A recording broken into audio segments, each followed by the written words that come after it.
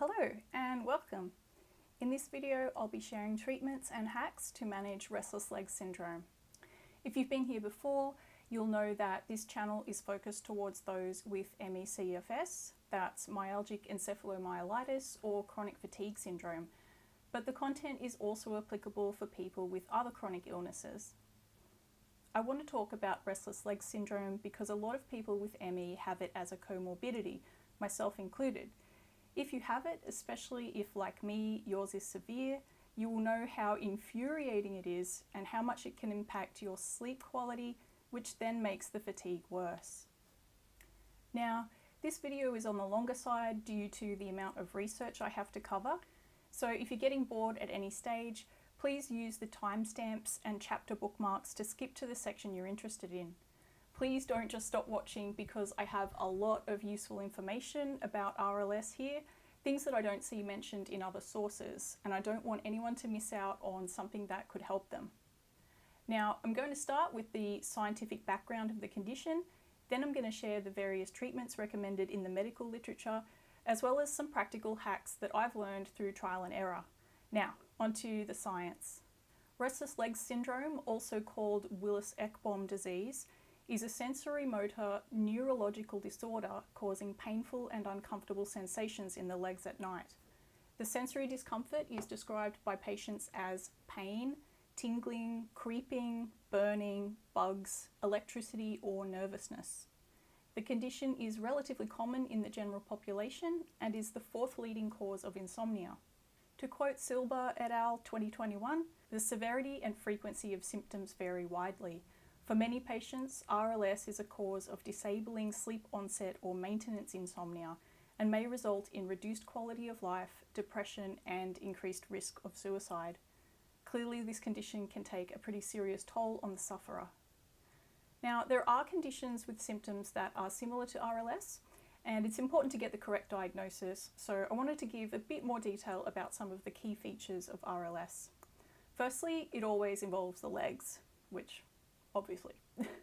The restless feeling can occur in other parts of the body, but RLS always includes the legs.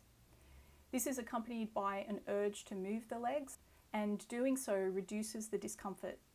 Also, the restless sensation is brought on or exacerbated by times of rest or inactivity, so it gets worse when you're sitting or lying still. And finally, symptoms are always at their worst in the evening and night. That's because certain neurological processes involved with RLS are linked to circadian rhythms. If that sounds like you, it's a good idea to go to your doctor and get a formal diagnosis. You'll probably need a referral to a neurologist. A formal diagnosis is important, not just so you can get treatment and relief from the symptoms, but also because official documentation of comorbid medical conditions can help you to gain or maintain access to social services and programs like the DSP or NDIS in Australia, or even clinical trials for therapies. It also just helps with getting people to take your medical issues seriously, which is a big problem for people with ME and other invisible illnesses. The exact cause and mechanism of restless legs syndrome isn't fully understood, but we know there are three physiological factors involved. First, there is a genetic basis to the disorder. Certain genes predispose you to RLS, and it tends to run in families. Secondly, we know that the condition involves a disturbance of dopamine transmission. Dopamine is a hormone and a neurotransmitter. It plays a role in lots of important bodily functions, particularly involving the brain. In people with RLS, there is a downregulation of dopamine receptors. That just means that there are too few receptors, and this causes a dysfunction in dopamine transmission in the brain. And thirdly, RLS involves iron deficiency in certain regions of the brain. Unfortunately, there is no cure for the condition itself, because of course there's not, but there are things that can treat or relieve the symptoms. Number 1, diagnose and treat other conditions that may be causing the restless legs. RLS is associated with a number of other conditions, including but not limited to renal failure, pregnancy, and ADHD. I'm not going to go into detail about these conditions here, but check with your doctor or specialist in case your RLS is being caused by something else. Sometimes, if you can treat the primary disorder, the RLS will improve along with it. Number 2, check your iron levels and supplement if necessary. Now this is a big one, and it's the first line of treatment recommended for restless legs. Iron deficiency is known to cause RLS. In fact, RLS is 9 times higher in those with iron deficiency anemia. So get your iron checked with a blood test and supplement if it's low. Make sure you do get tested before you start supplementing, because if your iron is too high, that can cause fatigue and other symptoms. Now here's the thing, even if your iron is within the normal range, the medical literature advises that those with RLS should aim to get their iron on the higher side of normal. There is quite a large range in normal iron levels, depending on the specific iron marker you're looking at. But even if your iron is classed as adequate on paper, you might benefit from pushing those levels higher. So you don't want to go too high, you need to stay within the healthy range, but you want that iron to be in the upper part of the normal range. Several of the review papers that I read for this video recommended supplementing iron when serum ferritin is less than 75 micrograms, and to stop supplementing when it reaches 100 micrograms. Serum iron just means the iron that's in your bloodstream. For those who can't tolerate iron supplements or whose iron is extremely low, your doctor may recommend an iron infusion, which is an intravenous method rather than oral tablets. While supplementing with iron can treat restless leg syndrome in some people, for others their symptoms will persist even when their serum iron is high. This is because even though the level of iron in their blood might be fine, the concentration of iron in those key brain areas and in the cerebrospinal fluid is low. While you can't directly make the iron go into your brain, iron uptake from the blood to the brain may occur at higher rates at night. So for those with RLS, it's recommended to take your iron supplement at night on an empty stomach with some vitamin C. And if you do need some food, don't have anything high in calcium, as calcium blocks iron absorption, as does tea and coffee. So no tea, no coffee, no dairy products or fortified plant-based milks at the time you take your iron supplements. Lastly, if you are prone to gastrointestinal upset when you take iron tablets, you might like to try a special type of iron supplement called polymaltose iron. It's gentler on your stomach. I've already made a video that tells you what you need to know about polymaltose iron, and I'll link it here or below. Number 3, cut out or reduce substances that may worsen restless legs. Caffeine, alcohol, and nicotine are thought to cause or exacerbate RLS, so try cutting down on those things or cutting them out altogether. Some medications, including some antihistamines, antipsychotics, and antidepressants, are also known to increase RLS, especially the SSRIs and tricyclic antidepressants. If, like me, you need to be on one or more of these medications and stopping it isn't an option, try to take the lowest effective dose. And try not to combine several of these medications at the same time if possible, since the effect is magnified by combining them. Number 4, treat other sleep conditions. If you have other conditions that affect your sleep, get these seen too. So sleep apnea in particular needs to be treated if you've got that. If you've got pain keeping you awake at night, you may need painkillers or some other treatment for that. Also, having good sleep hygiene is highly recommended. Things like going to bed at a regular time each night, having a nighttime routine to wind down, and avoiding blue light from screens. I'm going to do a whole video on sleep, so I won't go into any more detail here. The point is to remove as many other barriers to sleep as possible. Number 5, movement, standing, and stretching. As I said earlier, one of the features of RLS is that the feeling is relieved by moving your legs. I find the two most effective types of movement for acute relief are stretching the affected muscles, particularly the calves, and weight-bearing exercises for your leg muscles. If at all possible, you need to stand up and put some weight on your legs. For myself, if I try to just move my legs from a sitting position or lying down, it just doesn't do the trick. I need to put some weight on my legs to get some relief. I know that's hard when you're fatigued, maybe you're dizzy, but try to do it if you can and try to catch it as early as you can. I'm going to go into more detail about how I use movement in the last section of this video, the part about my nighttime RLS routine. But I'll add one last thing here. There's a method of relaxation called progressive muscle relaxation. It involves flexing each muscle group really hard and then releasing.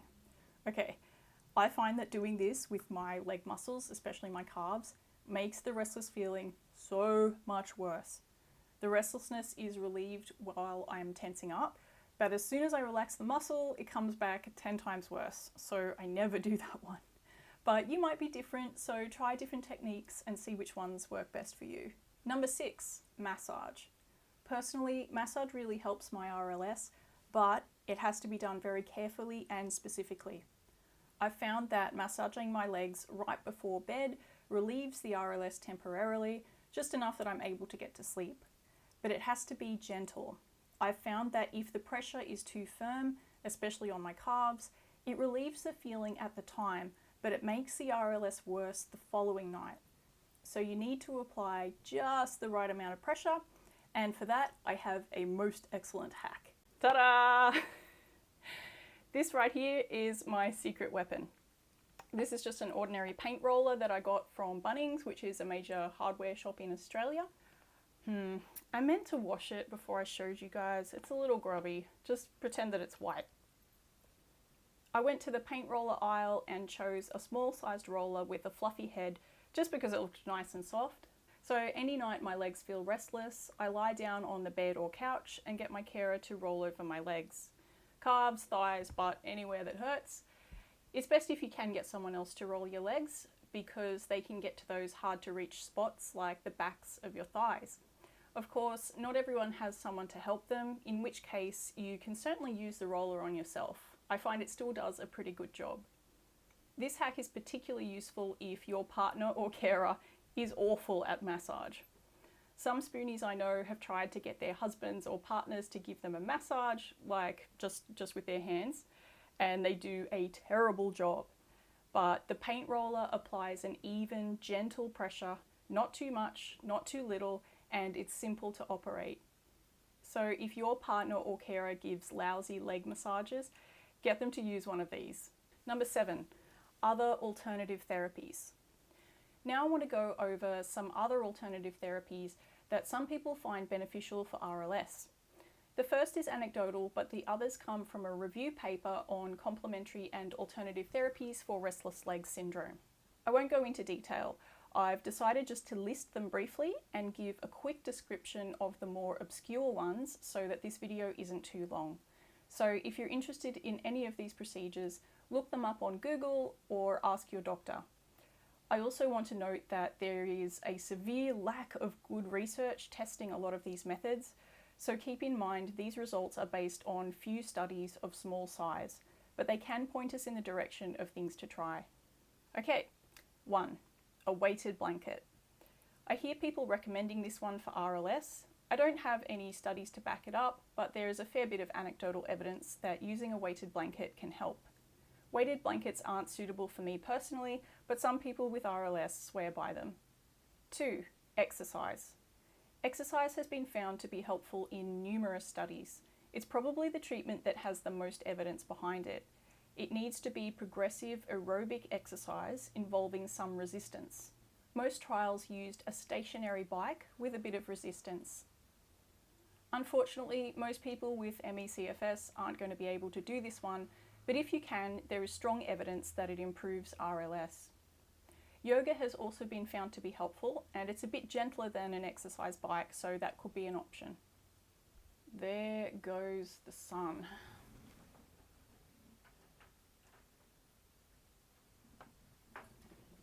Is that okay? All right.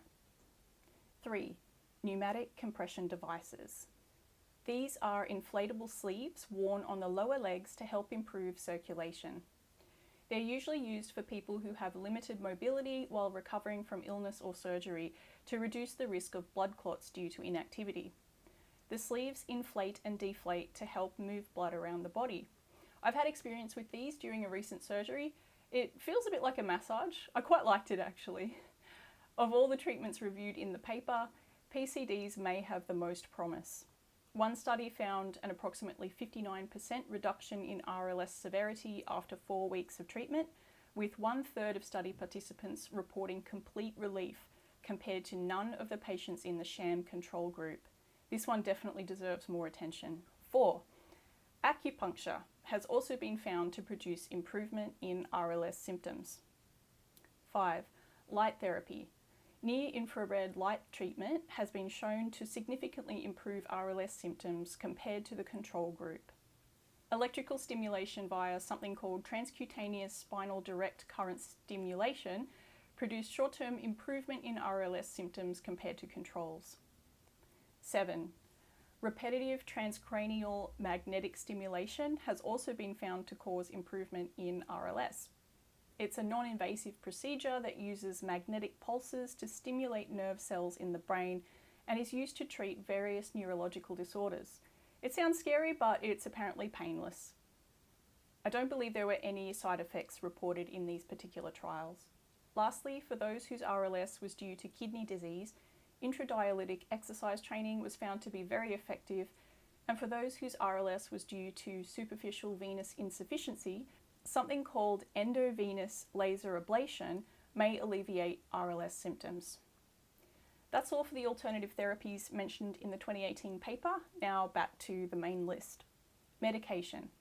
There are a number of medications used to treat RLS, but unfortunately all of them have some pretty severe side effects or downsides, so you need to weigh up whether it's worth taking them. RLS is tricky to treat with medication because of something called augmentation. Augmentation is a drug-induced worsening of the condition. What happens is the medication will treat your restless legs for a while, but after some time it stops working and the restless feeling increases until it ends up being even worse than it was when you started the medication. So it's not just that the medication loses effectiveness, it actively increases the severity of the condition. I did come across a lot of information on the different medications used to treat RLS, but I didn't include it here in this video. I thought it might be a bit boring, but if you'd like me to summarize that information, let me know in the comments, and if I get enough interest, I can make a separate video about it. You can also read about it yourself from the references I've listed below. I will quickly mention 3 general principles regarding medication for RLS. Firstly, some medications are more prone to causing augmentation than others, so consider this when discussing new meds with your doctor. Yeah, my doctor didn't tell me that the medication he put me on was prone to causing augmentation before I started. Definitely make sure you know about this stuff before you start the medication. It's all very well if it works at the start, but if it ends up worsening your RLS, it might not be worth it. Secondly, take the lowest effective dose of your RLS medication. Don't take any more than you need to, as this increases the risk of augmentation. Thirdly, if possible, use medication only intermittently.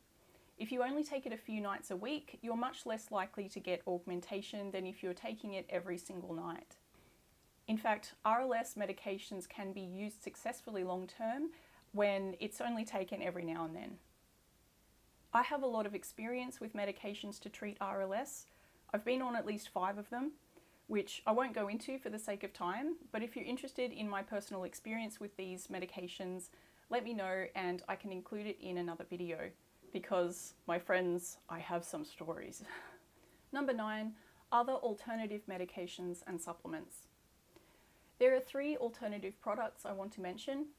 The first is medical marijuana or cannabis. Some people report that this helps, including myself. I have a legal prescription for medical marijuana. I take it internally and I also use it topically in the form of an oil massaged onto the offending muscles, and it really does help. Second is PEA or palmitoyl-ethanolamide. This is a natural anti-inflammatory and pain reliever that has been shown to be particularly helpful for neuropathic issues.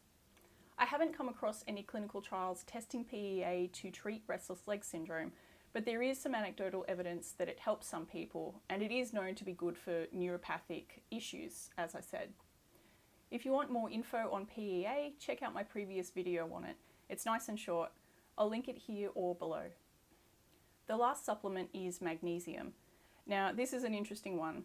While a lot of websites and even medical professionals recommend magnesium for RLS, there's little evidence to show that it works.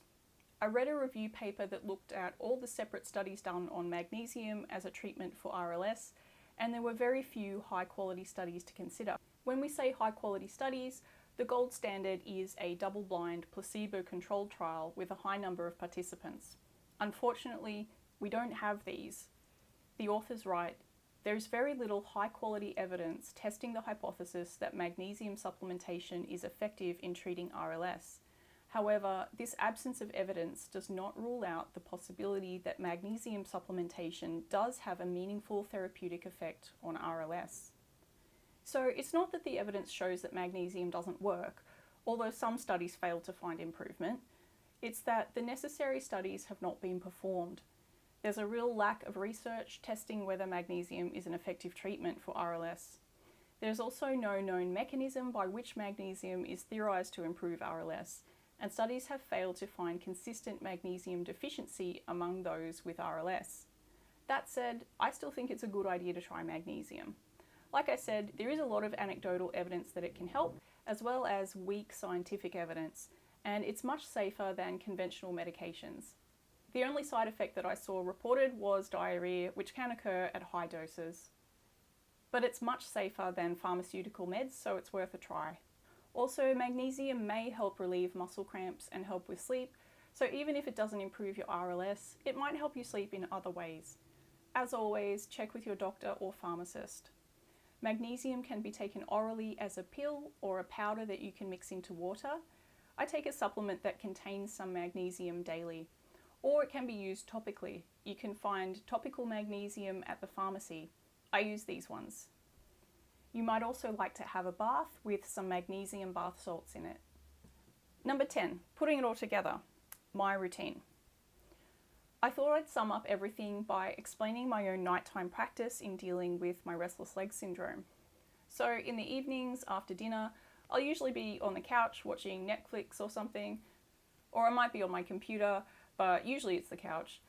I'll take my night meds at this point, and that includes meds for RLS. If at any time I feel the restlessness start to come on, I stand up. Through experience, you'll learn what the early signs of RLS feel like, so you can recognize it as soon as possible. For me, it's a slight tingle in my legs, and I might get little muscle twitches, like little tiny twinges. As soon as I feel this, I stand up, and it sucks. I'm usually tired, I don't want to stand up, but I've learned that the longer I put it off, the more the RLS sets in, and the more severe it gets. You've got to try to stop it in its tracks early. I find that if you keep sitting there, even if you're moving your legs, the restless feeling won't stop. It will keep building, and then it's harder to get it under control again. You have to put some weight on your legs. So I stand up. I walk around a little bit, maybe give my legs a shake and bend and stretch them. This sort of resets them, and I can sit down again. When it comes time to get ready for bed, or if they start playing up again, I make sure to stretch my legs properly, particularly the calves. The best way to stretch your calves is by this method, with your hands pressed against a wall, or you can hang your heel over a step and press down. If my RLS is really bad, I might do a few squats because I find working those muscles helps. But because of the ME/CFS, I can only do 1 or 2 squats, 3 at the most. Any more than that will trigger extra pain and post-exertional malaise in the days after. So after I've moved and stretched, I do a little self-assessment to see how I'm feeling in terms of pain and sleepiness, and I make sure to take any additional medications or supplements I need to sleep. That often includes magnesium and also painkillers if my pain warrants it. I also take medical marijuana because that seems to help me with both RLS and sleep. Then I brush my teeth and do all the usual things to get ready for bed. Then if my legs feel like they're going to play up, it's a massage with the roller, and I might rub some magnesium and or cannabis oil into my legs. Then I have to lie down and get to sleep as fast as possible before the RLS comes back. Now, it's rare that I would use every single one of these techniques every night. I play by ear depending on how much my legs are playing up on a given night. And that, my friends, is how I beat my restless legs syndrome into submission for the night. Okay, we've reached the end. If you want another video about medications for restless leg syndrome, let me know. And if you have any hacks for managing your RLS, or if you just need to vent, please comment below. And I'll see you next time.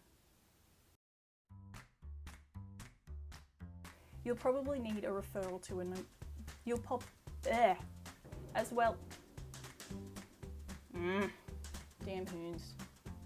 Hurry up. Someone's using an angle grinder. Quit grinding. Now, onto the science. I got a frog in my throat. It's a vegan frog though. No frog will ever pass through this throat. We did